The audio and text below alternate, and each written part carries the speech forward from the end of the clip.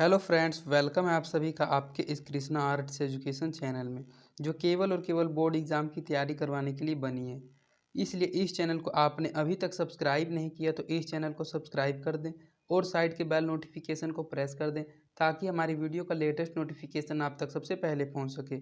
और अगर आप हमारे इस यूट्यूब चैनल पर नए हैं तो आप टेलीग्राम चैनल में भी ज्वाइन हो जाएँ। टेलीग्राम चैनल का लिंक डिस्क्रिप्शन में दिया हुआ है, क्योंकि इस चैनल का जो भी स्टडी मटेरियल आपको प्रोवाइड किया जाएगा वो टेलीग्राम चैनल के माध्यम से ही किया जाएगा।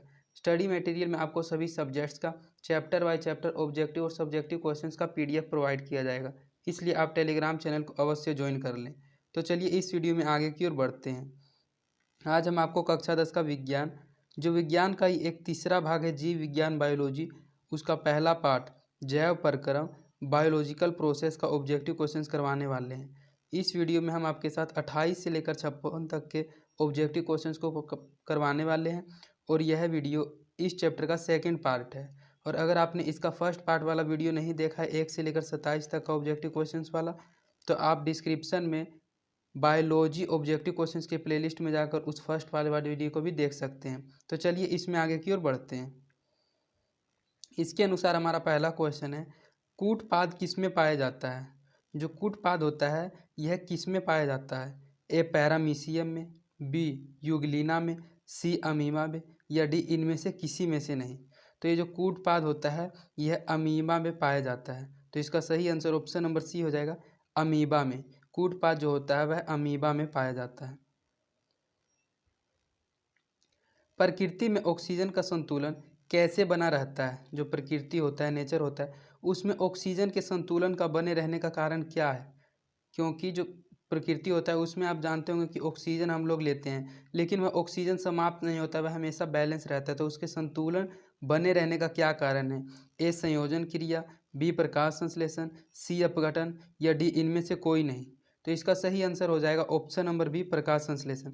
क्योंकि आप जानते होंगे प्रकाश संश्लेषण की जब प्रक्रिया होती है तो जो पौधे होते हैं वे ऑक्सीजन को छोड़ते हैं और कार्बन डाइऑक्साइड को ग्रहण करते हैं, और हम लोग ऑक्सीजन को लेते हैं और कार्बन डाइऑक्साइड को छोड़ते हैं। तो इसी कारण जो प्रकाश संश्लेषण की प्रक्रिया होती है उससे प्रकृति में ऑक्सीजन का संतुलन बना रहता है। तो इसका सही आंसर ऑप्शन नंबर बी हो जाएगा, प्रकाश संश्लेषण, फोटोसिंथेसिस प्रोसेस।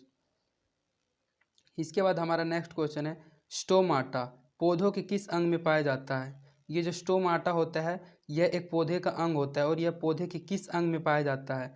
ए तना में, बी पत्तियों में, सी जड़ में, या इनमें से किसी में से भी नहीं। तो ये जो स्टोमाटा होता है वह पौधों के पत्तियों वाले अंग में पाया जाता है, तो इसका सही आंसर ऑप्शन नंबर बी हो जाएगा, पत्तियों में। स्टोमाटा पौधों के किस अंग में पाया जाता है? तो स्टोमाटा पौधों के पत्तियों वाले अंग में पाया जाता है, इसका सही आंसर ऑप्शन नंबर बी हो जाएगा, पत्तियों में। मानव हृदय का औसत प्रकुंचन दाब कितना है? लगभग। जो मानव हृदय ह्यूमन हार्ट है उसका औसत प्रकुंचन दाब कितना है? लगभग ऑप्शन नंबर ए बोल रहा है 120 mmHg, 150 mmHg, 90 mmHg, या इनमें से कोई नहीं।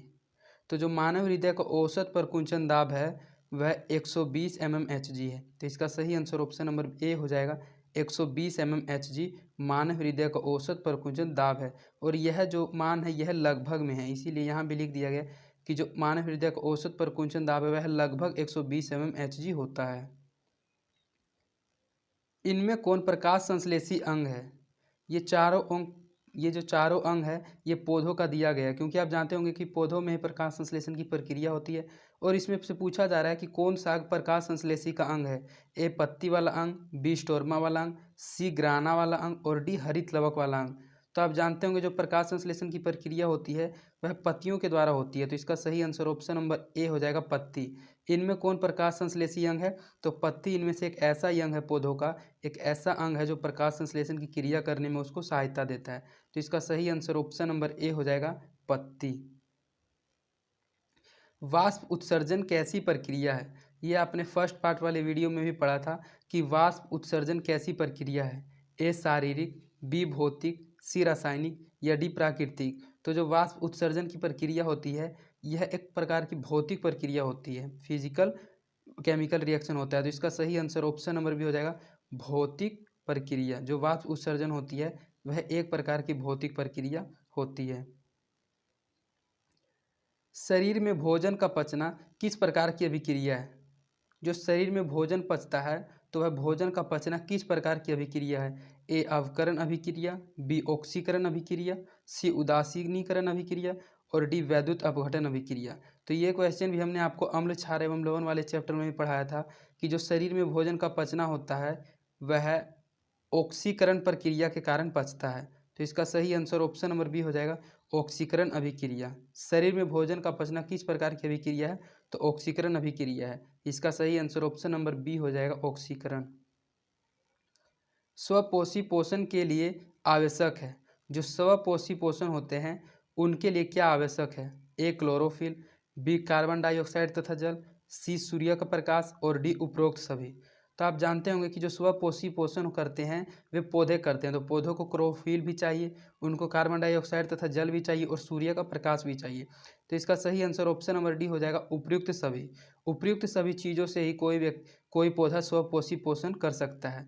तो इसमें वही पूछा जा रहा था कि स्वपोषी पोषण के लिए क्या क्या आवश्यक है? तो उसके लिए ये तीनों जो दिया गया है, ये तीनों चीज़ आवश्यक है, क्लोरोफिल भी, कार्बन डाइऑक्साइड तथा जल भी और सूर्य का प्रकाश भी। पायरुवेट के विखंडन से यह कार्बन डाइऑक्साइड, जल तथा ऊर्जा देता है और यह क्रिया होती है। जब पायरुवेट का विखंडन होता है तो विखंडन होने के कारण यह कार्बन डाइऑक्साइड, जल तथा ऊर्जा देता है। तो जो यह क्रिया होती है उस क्रिया को क्या कहते हैं? ए कोशिका द्रव्य, बी माइटोकॉन्ड्रिया, सी हरित लवक और डी केंद्रक। तो यह जो प्रक्रिया होती है इस क्रिया को माइटोकॉन्ड्रिया कहते हैं। तो इसका सही आंसर ऑप्शन नंबर बी हो जाएगा, माइटोकॉन्ड्रिया। पायरुवेट के विखंडन से यह कार्बन डाइऑक्साइड, जल तथा ऊर्जा देता है, यह क्रिया होती है माइटोकॉन्ड्रिया। जठर ग्रंथियां कहाँ पाई जाती है? यह एक जठर ग्रंथि मानव में पाया जाता है। तो यह पूछा जा रहा है कि जठर ग्रंथि मानव के किस अंग में पाई जाती है? ए आँख में, बी अग्नाशय में, सी यकृत में और डी अमाशय में। तो जो जठर ग्रंथियां होती है वे मनुष्य के अमाशय में पाई जाती है। तो इसका सही आंसर ऑप्शन नंबर डी हो जाएगा, अमाशय में। जठर ग्रंथियां अमाशय में पाई जाती है। खुला परिसंचरण तंत्र किसमें पाया जाता है? जिस प्रकार जठर ग्रंथि पूछा गया था उसी टाइप का ये क्वेश्चन है और उसमें सिर्फ पूछा जा रहा है कि जो खुला परिसंचरण तंत्र होता है वह किसमें पाया जाता है? ए मनुष्य में, बी कॉकरोच में, सी घोड़ा में और डी ऊंट में। तो यह एक अलग टाइप का क्वेश्चन है कि यह एक प्रकार का तंत्र होता है, खुला परिसंचरण तंत्र। तो इस तंत्र का उपयोग किस में होता है? ए मनुष्य में, बी कॉकरोच में, सी घोड़ा में और डी ऊंट में। तो खुला परिसंचरण तंत्र कॉकरोच में होता है, वह अपने पूरे शरीर से श्वसन की क्रिया को करता है। तो इसका सही आंसर ऑप्शन नंबर बी हो जाएगा, कॉकरोच में। खुला परिसंचरण तंत्र कॉकरोच में पाया जाता है। पौधों में पाए जाने वाला गाढ़ा एवं दूधिया उत्सर्जित तरल पदार्थ को क्या कहते हैं?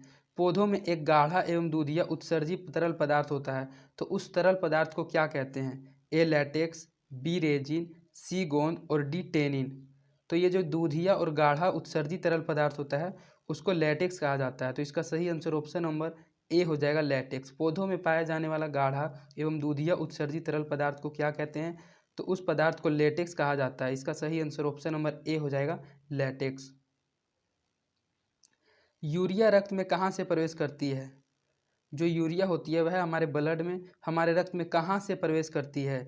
ए फेफड़ा से, बी यकृत से, सी श्वास नलिका से और डी वृक्क से। तो यह जो यूरिया होती है वह हमारे शरीर में यकृत से प्रवेश करती है। तो इसका सही आंसर ऑप्शन नंबर बी हो जाएगा, यकृत से। यूरिया शरीर में यकृत से प्रवेश करती है।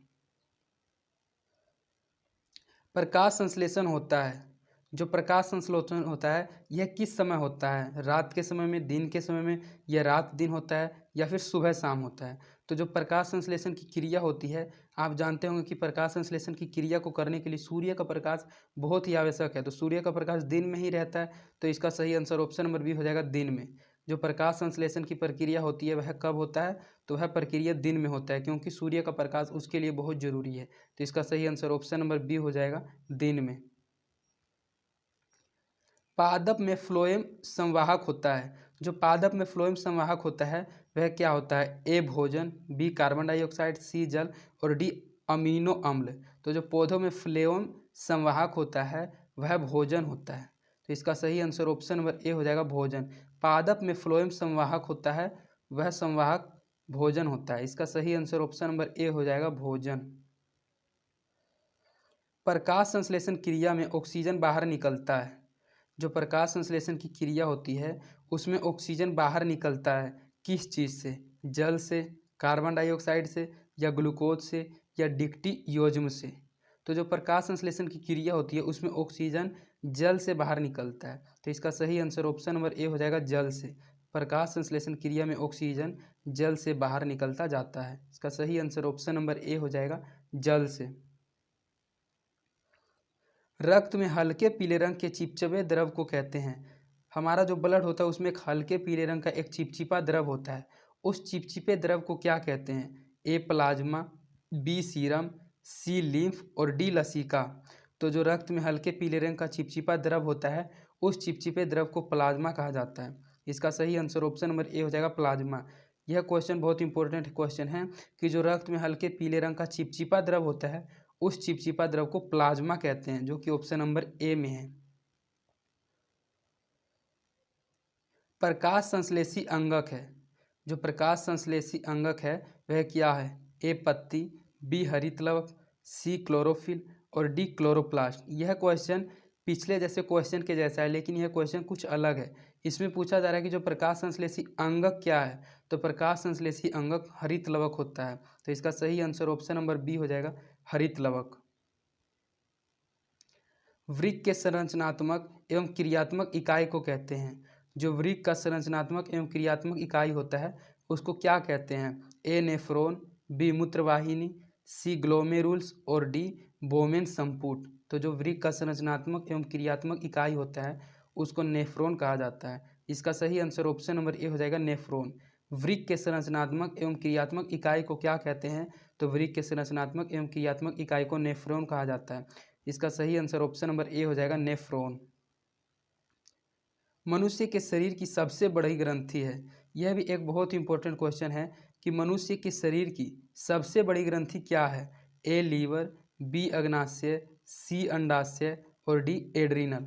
तो जो मनुष्य के शरीर की सबसे बड़ी ग्रंथि होती है वह लीवर होती है, जो कि ऑप्शन नंबर ए में है। तो इसका सही आंसर ऑप्शन नंबर ए हो जाएगा लीवर। मनुष्य की सबसे बड़ी ग्रंथि जो होती है वह लीवर होती है। इसका सही आंसर ऑप्शन नंबर ए हो जाएगा लीवर। स्वपोषी पोषण के लिए आवश्यक नहीं है। जो स्वपोषी पोषण होता है आप जानते हैं कि यह पोषण पौधों में होता है। तो स्वपोषी पोषण के लिए इनमें से क्या आवश्यक नहीं है? ए ऑक्सीजन, बी क्लोरोफिल, सी सौर प्रकाश और डी जल। तो जो जल होता है यह तो बहुत ही ज़्यादा आवश्यक है, क्योंकि जल के बिना पौधे आगे स्वपोषी पोषण नहीं कर सकते हैं। उसको सौर प्रकाश अर्थात सूर्य का प्रकाश भी बहुत ज़रूरी है और उसको क्लोरोफिल भी बहुत ज़रूरी है। लेकिन यहाँ जो ऑक्सीजन दिया गया है यह ऑक्सीजन स्वपोषी के लिए आवश्यक नहीं है, क्योंकि उनको ऑक्सीजन की जगह कार्बन डाइऑक्साइड की ज़रूरत होती है। वे तो ऑक्सीजन को छोड़ते हैं और ऑक्सीजन की ज़रूरत जो परपोषी पोषण करते हैं उसके लिए आवश्यक होता है, जैसे कि ह्यूमन बीइंग को, मानव को। तो इसमें पूछा जा रहा था कि जो स्वपोषी पोषण होता है उसके लिए इनमें से ऐसा कौन सा चीज़ है जो आवश्यक नहीं है? तो ऑक्सीजन ऐसा है जो स्वपोषी पोषण के लिए आवश्यक नहीं होता है। तो इसका सही आंसर ऑप्शन नंबर ए हो जाएगा ऑक्सीजन, क्योंकि जो पौधे होते हैं वे ऑक्सीजन को छोड़ते हैं और वे कार्बन डाइऑक्साइड को ग्रहण करते हैं, तो उनको ऑक्सीजन की कोई ज़रूरत नहीं होती है, वे तो और ऑक्सीजन को रिलीज करते हैं। तो इसका सही आंसर ऑप्शन नंबर ए हो जाएगा ऑक्सीजन। इनमें किसके द्वारा अमीबा में भोजन अंतर्ग्रहण होता है? जो अमीबा में भोजन अंतर्ग्रहण होता है वह किसके द्वारा होता है? यह लगता है इस वीडियो का फर्स्ट वाले क्वेश्चन में आपने पढ़ा था। ए कूटपाद के द्वारा, बी परिवहन के द्वारा, सी भोजन रसधानी के द्वारा और डी केंद्रक के द्वारा। तो आपने पहले वाले क्वेश्चन में ही पढ़ा था कूटपाद, उसी क्वेश्चन को सिर्फ घुमा के पूछा जा रहा है कि इनमें से किसके द्वारा अमीबा में भोजन अंतर्ग्रहण होता है? तो कूटपाद के द्वारा अमीबा में भोजन का अंतर्ग्रहण होता है। इसका सही आंसर ऑप्शन नंबर ए हो जाएगा कूटपाद के द्वारा। पौधों में श्वसन क्रिया के अंतर्गत एडीपी के टूटने से कितनी ऊर्जा मुक्त होती है? जब पौधों में श्वसन क्रिया होता है तो उस क्रिया के दौरान एडीपी को जो टूटने से ऊर्जा होती है वह कितनी ऊर्जा मुक्त होती है? ए 30.5 केजी पर मोल, बी 305 केजे पर मोल और जो सी दिया गया है 3.5 केजे पर मोल और डी इनमें से कोई नहीं। तो जो पौधों में श्वसन क्रिया के अंतर्गत एडीपी टूटती है तो उसके टूटने से जो ऊर्जा मुक्त होता है वह इनमें से कोई भी ऊर्जा मुक्त नहीं होता है। तो इसका सही आंसर ऑप्शन नंबर डी हो जाएगा, इनमें से कोई नहीं। यह जो तीनों ऊर्जा दिया गया है, इनमें से किसी प्रकार की कोई ऊर्जा उसमें से श्वसन क्रिया के अंतर्गत नहीं होता है मुक्त। तो इसका सही आंसर ऑप्शन नंबर डी हो जाएगा, इनमें से कोई नहीं। रक्त का थक्का बनाने में सहायक होता है। जो रक्त का थक्का बनाता है उसे बनाने में सहायक क्या होता है? लाल रक्त कोशिका, श्वेत रक्त कोशिका, रक्त बिंबाणु या डी इनमें से कोई नहीं। तो जो रक्त का थक्का बनाने में सहायक होता है वह रक्त बिंबाणु होता है। तो इसका सही आंसर ऑप्शन नंबर सी हो जाएगा, रक्त बिंबाणु। रक्त बिंबाणु की सहायता से ही रक्त का थक्का बनता है। तो इसका सही आंसर ऑप्शन नंबर सी हो जाएगा, रक्त बिंबाणु। पाचन क्रिया पूर्ण होती है। जो पाचन क्रिया पूर्ण होती है वह कहाँ होती है?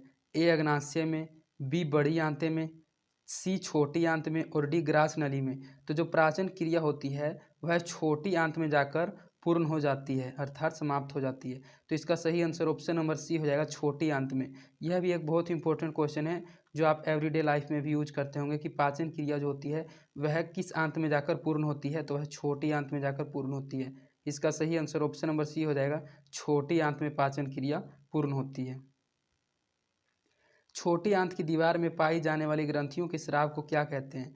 जो छोटी आंत होती है उसी में ये पाचन की क्रिया पूर्ण होती है। और इसमें पूछा जा रहा है कि जो छोटी आंत की दीवार होती है उसमें जो पाई जाने वाली ग्रंथियों का स्राव होता है उसको क्या कहते हैं? ए आंतरस, बी सक्कस एंटीरस, सी जठरस या डी ए और बी दोनों। तो ये जो दोनों गैस दिया गया है, ये दोनों जो स्राव दिया गया है आंतरस और सक्कस एंटीरस, ये दोनों के दोनों ही छोटो आंत की दीवार में पाई जाने वाली ग्रंथियों के स्राव को कहते हैं। तो इसका सही आंसर ऑप्शन नंबर डी हो जाएगा, ए एवं बी दोनों। ये ए एवं बी दोनों दिया गया है, यह इसका आंसर सही हो जाएगा। तो ऑप्शन के अनुसार इसका सही आंसर ऑप्शन नंबर डी हो जाएगा, ए एवं बी दोनों। एक वयस्क मनुष्य की कितने दांत होते हैं? यह भी एक बहुत इंपॉर्टेंट क्वेश्चन है कि जो एक वयस्क मनुष्य होता है उस मनुष्य के कितने दांत होते हैं? ए 28 दांत, बी 32 दांत और सी 32 दांत और डी 34 दांत। जो मनुष्य वयस्क होता है उसके कुल 32 दांत पाए जाते हैं, 16 ऊपर और 16 नीचे। तो इसका सही आंसर ऑप्शन नंबर सी हो जाएगा, 32 दांत। एक वयस्क मनुष्य के 32 दांत होते हैं। मछली के हृदय में कोष्ठों की संख्या होती है।